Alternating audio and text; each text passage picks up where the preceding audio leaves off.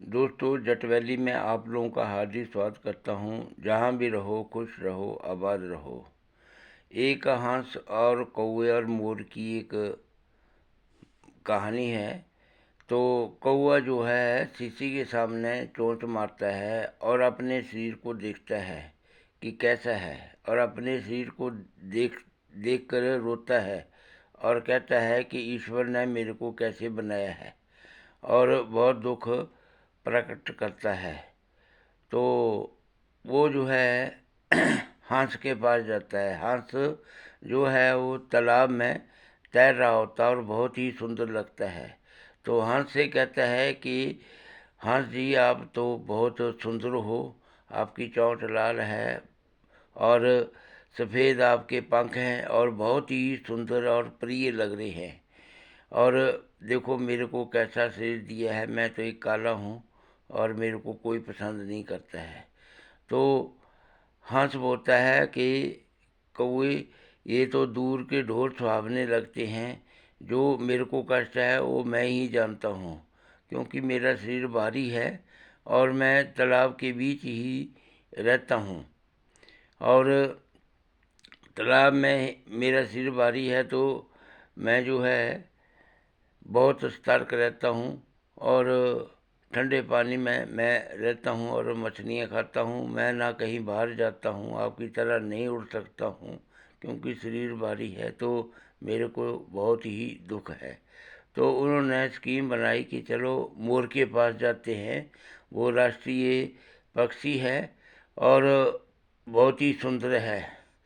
तो मोर के पास जाते हैं तो मोर को कहते हैं दोनों कि आप तो बहुत सुंदर हैं, आपकी पंखुड़ियाँ बहुत ही सुंदर हैं और बहुत ही चंचल लगते हो, और आपकी आवाज़ जो है पीहू पीहू बहुत अच्छी लगती है, और लोग आपको बहुत ही सुंदर मानते हैं और आप राष्ट्रीय पक्षी भी हो।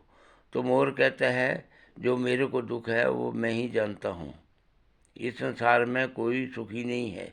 तो बोले कि आपको क्या दुख है? तो वो बोला कि मेरी वजन बहुत ज़्यादा है और ये मेरी जो मराठियाँ हैं ये बहुत भारी होती हैं, और मेरे को बहुत सतर्क रहना पड़ता है।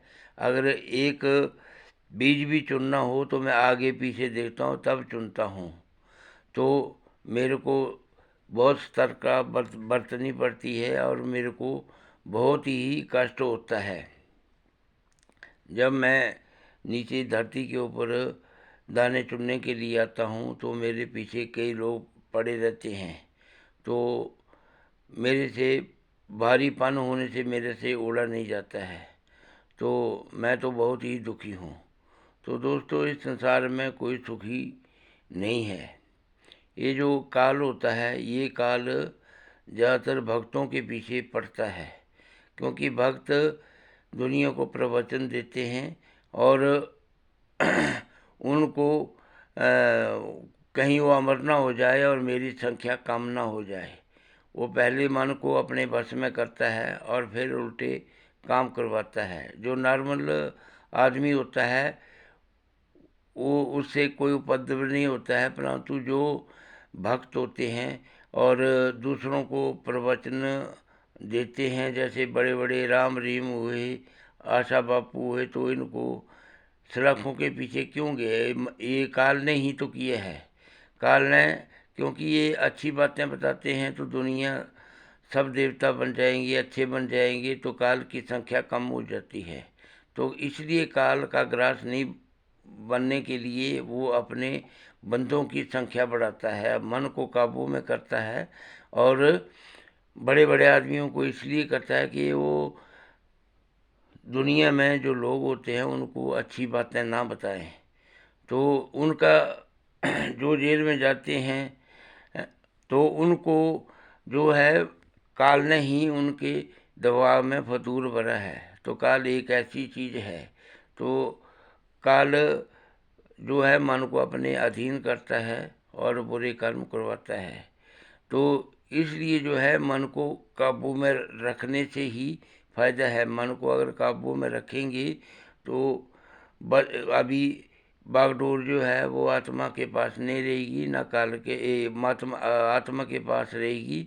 तो अच्छे कर्म होंगे और तब जाके दुनिया का उद्धार होता है।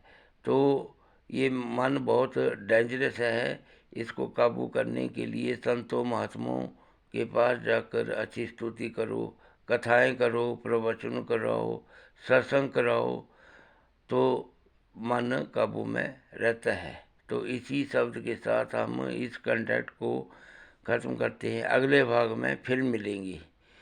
जय जवान जय किसान। राधा स्वामी।